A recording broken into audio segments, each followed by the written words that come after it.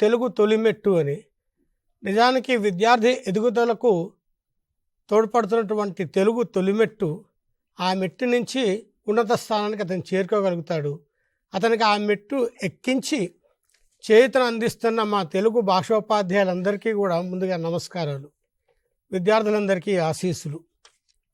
సరే, ప్రశ్నాపత్రం, భారత్వం ఎందుకు తెలుసుకోవాలి, అవసరం ఏమిటి అనేది ఒక్కసారి ఆలోచిస్తే, మీరు గతంలో 9వ తరగతి పరీక్షలు రాశారు, సమ్మేటివ్ 1, సమ్మేటివ్ 2. ఇప్పుడు 10వ తరగతిలో కూడా సమ్మేటివ్ 1 రాశారు.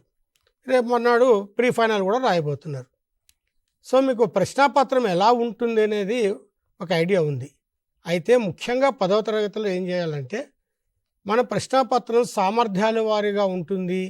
ఏ సామర్థ్యానికి ఎన్ని మార్కులు కేటాయిస్తున్నారు, మన ఏ సామర్థ్యంలో బాగా సాధన చేయవచ్చు, మార్కులు తెచ్చుకునే అవకాశం ఎక్కడ ఎక్కువగా ఉంటుంది అని ఒక ప్రణాళిక వేసుకోవడానికి కూడా ఈ సామర్థ్యాల వారీగా భారత్వం ఎట్లా ఉంటుందో తెలుసుకోవాలి.